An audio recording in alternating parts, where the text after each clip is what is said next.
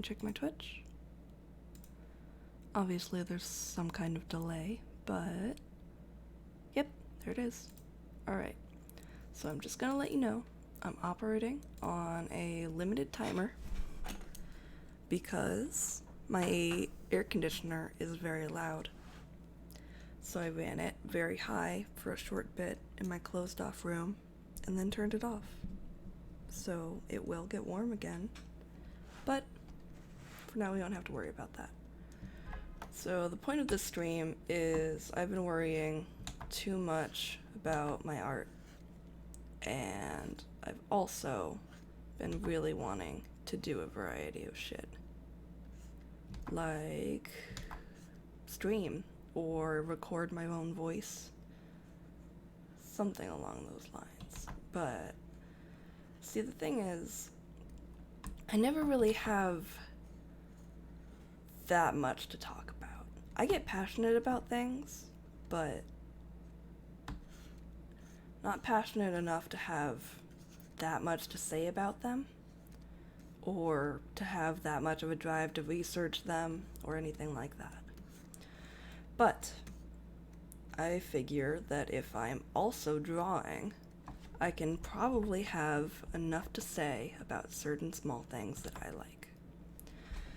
So what I'm going to talk about right now is Pokemon Mystery Dungeon. Because it's my favorite game series ever, probably. I can't really tell you in like a short amount of words why. Because I don't even like the gameplay of it. So there's that. But the gameplay of a game is never really important for me. It's always just kind of something I go through to play the game otherwise, you know? Oh, and I can see the stream chat, so just let me know if I'm like, if my volume's bad or anything else, if you have any questions or comments. Okay, so, I'm going to look something up real quick, because this is important to the narrative. Let's see.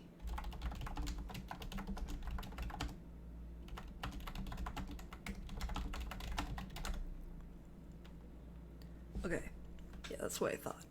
So the DS came out in like 2004, right? The first... I need a shirt. Okay. I am streaming. You're what? I'm streaming. Oh, nice. Thanks.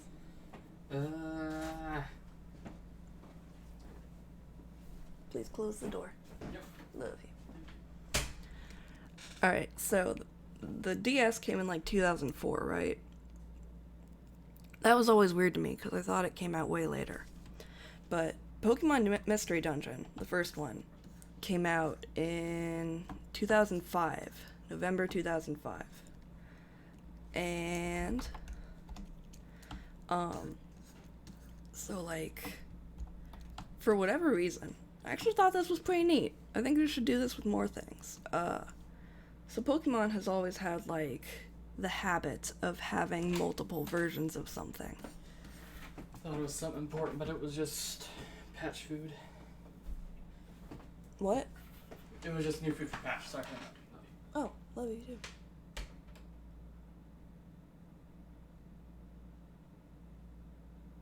Well, I don't know how Zach went down and got that in like 5 minutes. But okay. Anyways, Pokemon games always have like multiple versions. They really love doing that. It's to sell more. It is. It just is. It's for collectors. It's to make them buy more. That's what it is. But with Mystery Dungeon, this was right after the DS came out, and they decided that their 2 different versions would be Red Rescue Team for the Game Boy? I think so.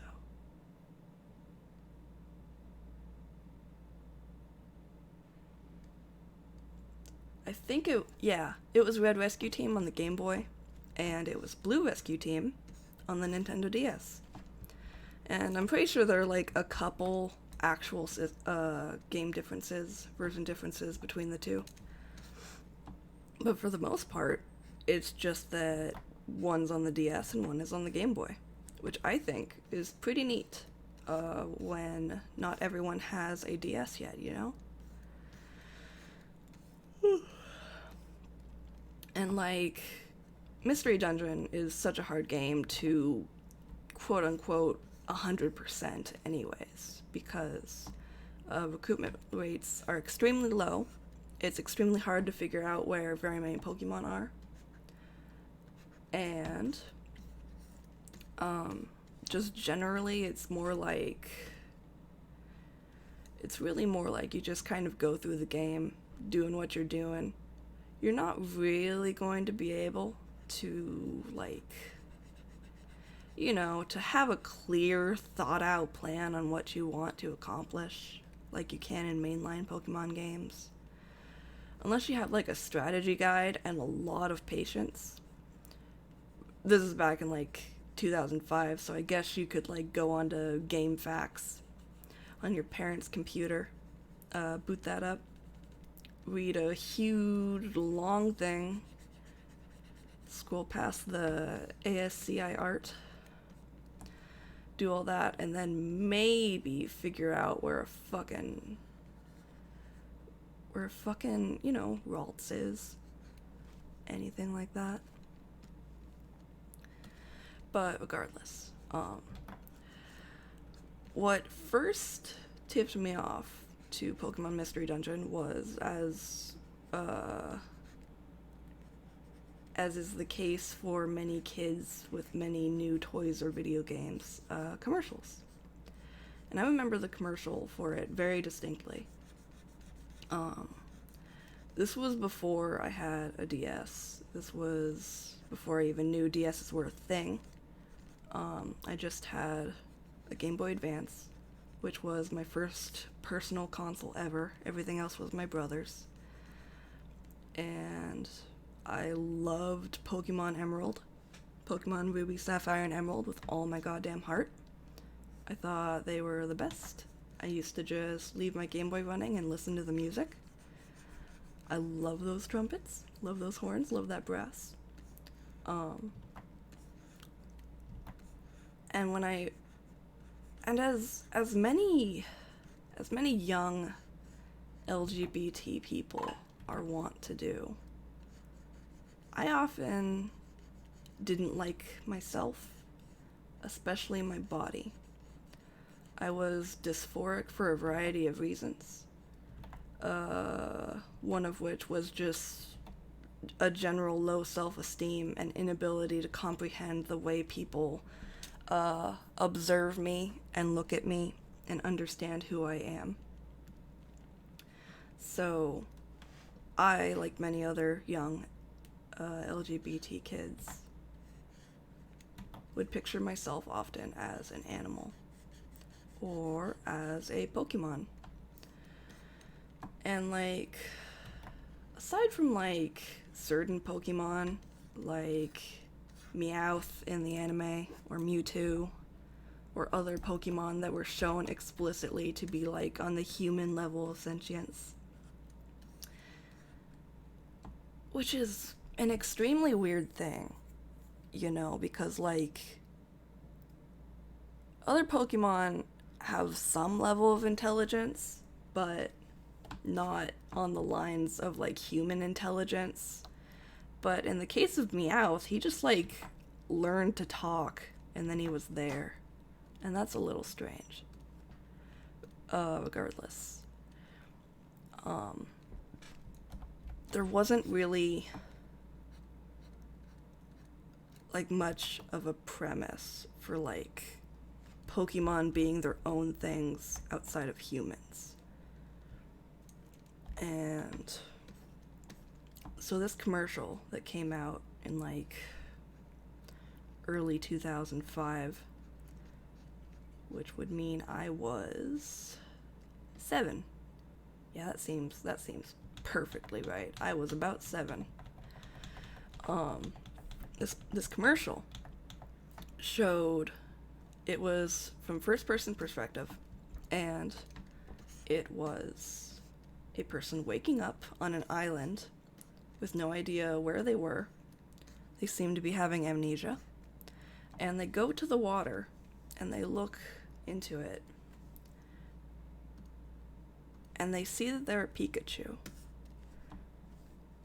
And this was my shit. This was super exciting for me, you know? I wanted in on this. I did.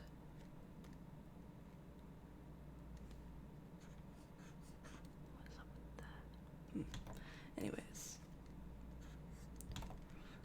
I wanted in on that. I wanted to be a Pokemon.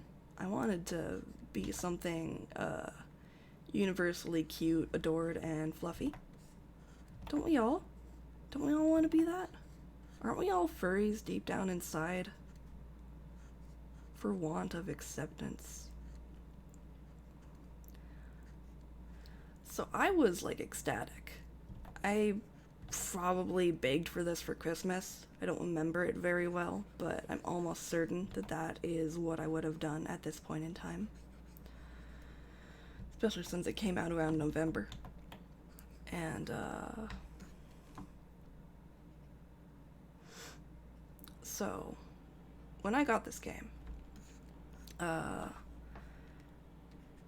always kind of imagined it like kind of an exploratory game where a lot of it focused more on your life as a Pokemon in the Pokemon world, where you would run around and be able to do animal things but also be sentient like a human. And I don't mean animal things like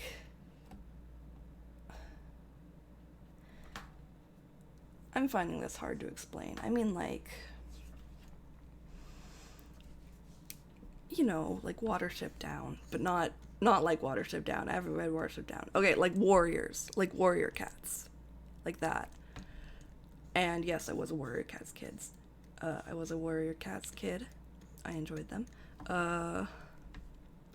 So I really thought it would be kind of like that. It would be like a simulation of what it was like to be a Pokemon. I wasn't like disappointed with how the gameplay turned out. Obviously, it's a mystery dungeon, which, if you don't know, is procedurally generated dungeons that basically are just like multiple floors that you explore that don't really have much unique geography, and just have a pool of random enemies that you can battle.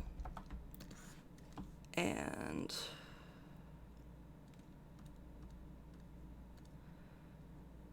so like, but the story was what got me. The story was my favorite thing ever in anything. The story was that you were a human who was turned into a Pokemon. And you spent the game working together with your partner Pokemon. And you both were trying to figure out how you were turned into a Pokemon, why, and how to get back to your human life. And I should note something I don't quite understand, but I have a very passionate headcanon about, is no humans exist in the world of Pokemon Mystery Dungeon. Except they also do. They do exist. Because all the Pokemon know what a human are. But it's never said where they come from. You never see any actual humans. You see humans who have been turned into Pokemon. But there are no humans. There are no human settlements. Everything is Pokemon. So it's just like it's nothing. It's just like they're like a mythological creature or something, except they don't even have the lore surrounding that. Like, there are these legends about a human who was turned into a Pokemon because he grabbed a Ninetales tail, and it's bizarre because none of that existence or side of this is ever explained. I personally think that that the world of Pokemon Mystery Dungeon is kind of like, it's a world where Pokemon develop their own sort of sentience, like individually from humans. And the humans just kind of naturally died out because Pokemon are way stronger than them. And probably at this point, on par with their intelligence, they are able to build structures and likely machines and such.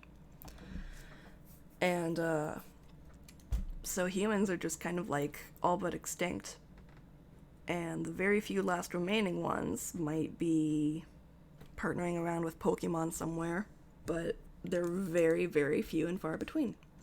And that's my game theory, but God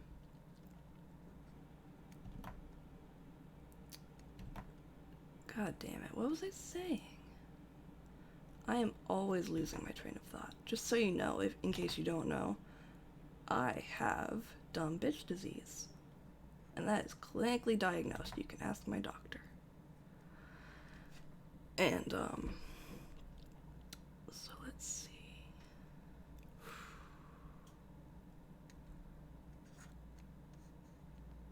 Okay, so the story was that you were human who turned into a Pokemon. And that was the best to me.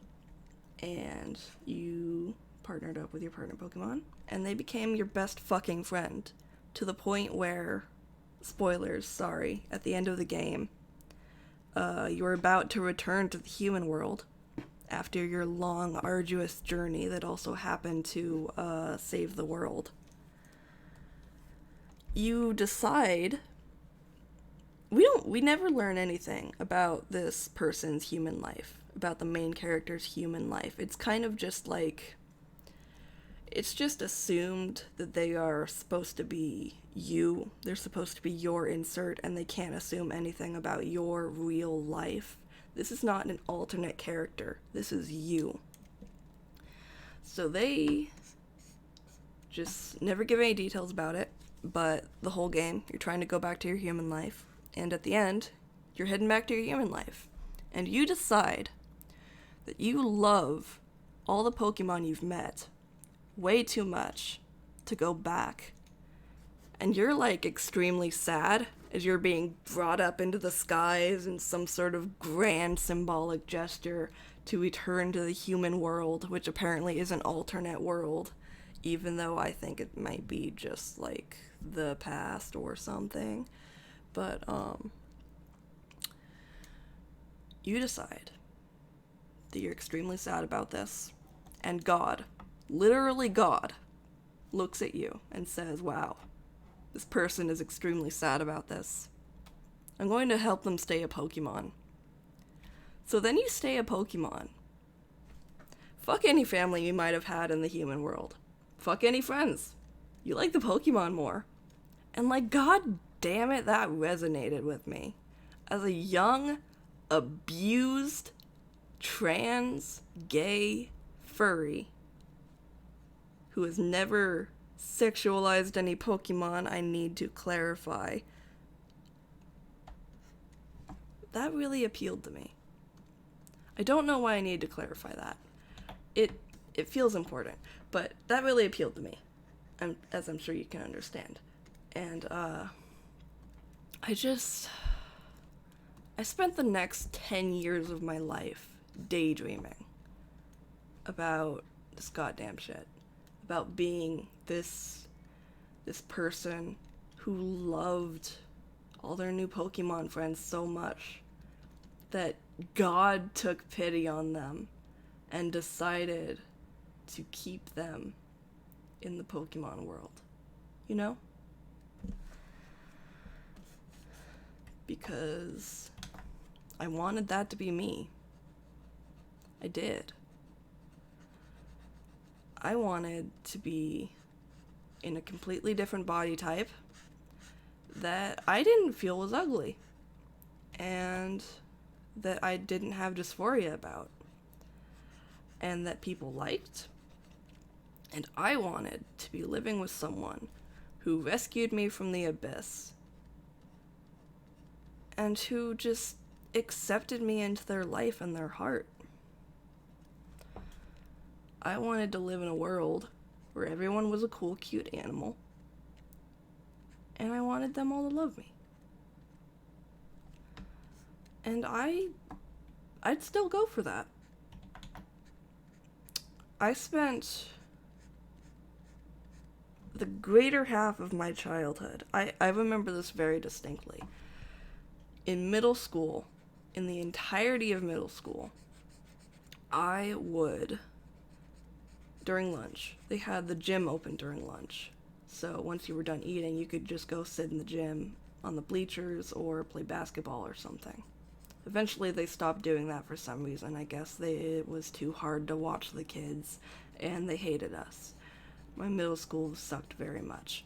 But every time that option was available, I would go in there and I would sit down and I would just stare at the ground and I would make up stories about what happened to my Pokemon Mystery Dungeon characters after the game ended.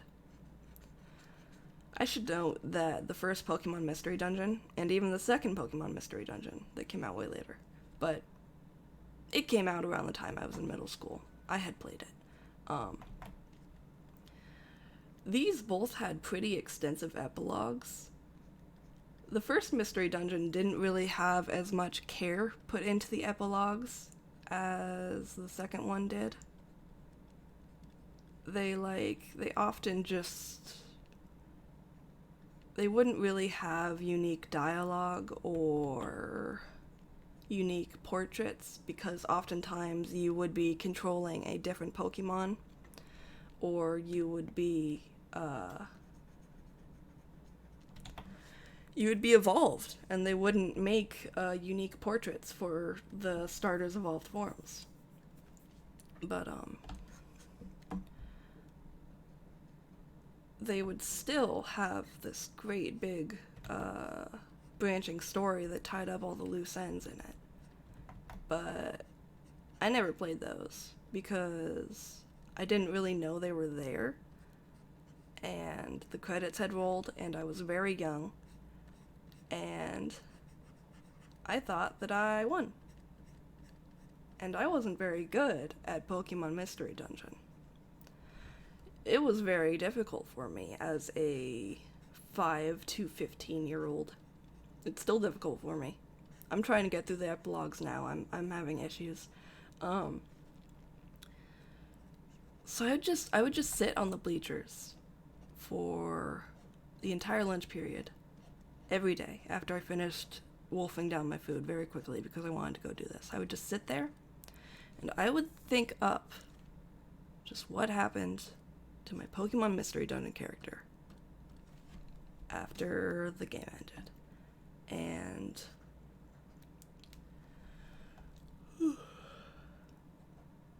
my first character was a Meowth. I guess I really liked Meowth. Who wouldn't? He's a cute talking dude. And I made up this this crossover where my Meowth was God. My Meowth was the father of the Meowth from the anime. And somehow, even though he used to be a human, yeah, I think the story there was that he was a human in the anime world. God, the anime world. He was a human in the anime world. And then he was brought over to the Pokemon world. And then he grew Jesus-like. He just was godlike. He was very powerful. Oh, and of course he was a guy. I had so much internalized misogyny and also unresolved trans issues. He was a guy, and he was very powerful. And he could travel between dimensions and time and space and anything else I wanted. So he would go back to the anime world at whim. And apparently he fathered the anime Meowth while he was there. So that's a thing. And oftentimes he would just go hang out with the anime crew. Sometimes the legendaries from Gen 3 would be there. They'd be causing trouble. And he would save the world again. Around the time of the second Pokemon Mystery Dungeon generation, my first character in that was a Vulpix. And I decided that she was my Meowth's niece somehow. This Meowth has a lot of very strange family relations all across multiple dimensions. And I decided that this Vulpix had two partners, and they were a Gallade and a Umbreon. And they would often they'd have adventures with the Meowth. Oh, and I've been saying Meowth this whole time. In my head, he was always a Persian, because he evolved. He was Meowth originally, and then he evolved into a Persian. So I'm sure that's a lot less hilarious than this idea I've been painting of a godlike Meowth who fucks to survive, apparently. And, so generally, Pokemon Mystery Dungeon is just, it's a very beautiful, very sweet, it is the ultimate ideal for, I think, anyone who is in the demographics that might lead you to become dysphoric and or a furry and or desperately desire a found family. And I was all of those.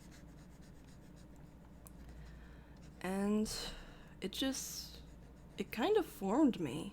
I didn't really know anyone else who was as into it as I was. Back when I had friends, I was always trying to get people as into it as I was. I was even trying to get my brother as into it as I was.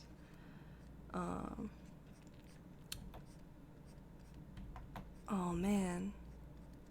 I just remembered I made up that god Persian also. This was before Explorers of Sky. And if you don't know, spoilers again. Explorers of Time and Darkness was the second generation, and its story revolves around the future being condemned because Dialga has lost his shit. And three of the main characters, technically, if you count the player character, are from this doomed future. And they have come back in time, and two of them are trying to save it, and one of them is trying to make this doomed future happen regardless. And around the end of the story, one of the characters from the future sacrifices himself. This is a Grovyle. He sacrifices himself to bring Dusknoir? Wow, awkward name. He sacrifices himself to bring Dusknoir back to the future so that he can trap him there and prevent the main characters and prevent Dusknoir from interfering with the main character's saving of the world.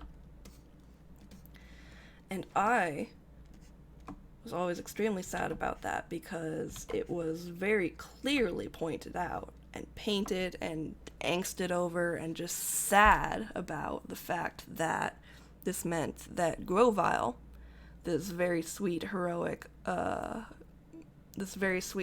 lad who was for the first half of the game misunderstood as a villain, would be erased once we saved the future, because that doomed future timeline would no longer exist. And, like, so the main character was from this future timeline as well. And obviously this meant that they would also no longer exist. But in true Pokemon Mystery Dungeon fashion, after you save the world and the future, and you start disappearing, and it's so sad, and you're so sad because you're going to leave your partner behind, your partner whom you love, who has spent so much time just taking care of you and being friends with you and shit, and going on adventures with you. Like, isn't that the gay ideal?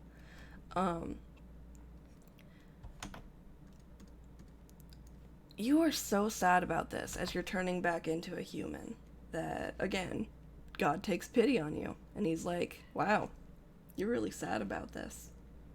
You can stay here. That's alright. And so, yeah, you're just restored. Even though you're kind of like an anomaly in the time-space continuum, you're just kind of let to be there. Thanks, Dialga. Thanks, God. Thanks, multiple Pokemon gods. And, now what's weird about this is the epilogues involve, Palkia, Dialga's counterpart, trying to kill you because you're still an anomaly. So it's like, I guess Dialga didn't really think this out very well. But, so when that happened, I was always like, I mean, I've always had this desire to save everyone, you know? I just wanted everyone I liked to be okay. I still do. When games don't let you fix everything, I get sad, which is a little bit pathetic. But I own that about myself. I'm a sappy bitch. And so I would think about this alternate future. Well, main future. I would think about this AU. But in my mind, it was headcanon and canon and true. And I would imagine and just daydream about my Persian saving Grovyle and Dusknoir.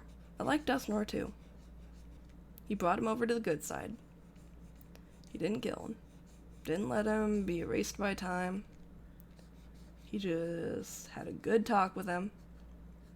Let him be a good guy. And that's it.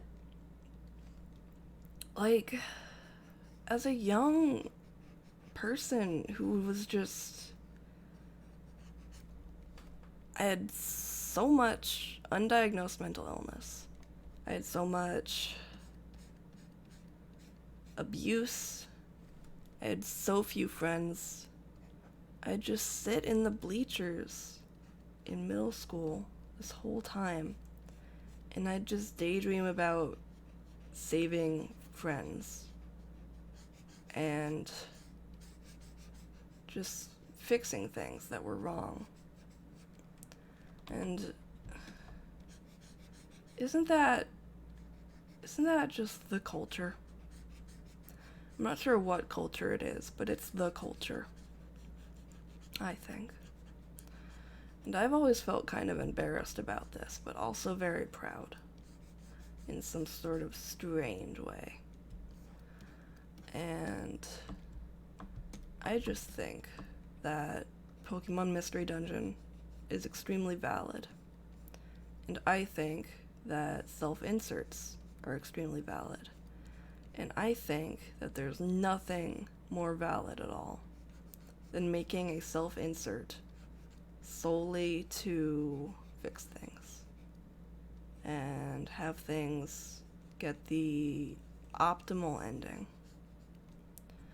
Because, like, children just, they desire healing. Not all of them, of course. Everyone's different. But the type of people who make these sorts of things, who make quote-unquote overpowered self-inserts, they just want things to be okay. They just want to be happy. They want to have power over what's wrong in the world, and they want to be able to fix it. And I think there's nothing sweeter than that. I think that we need to protect those kids. Even if they're up into, like, mid-teens, even late teens, even early 20s. There's nothing wrong with that.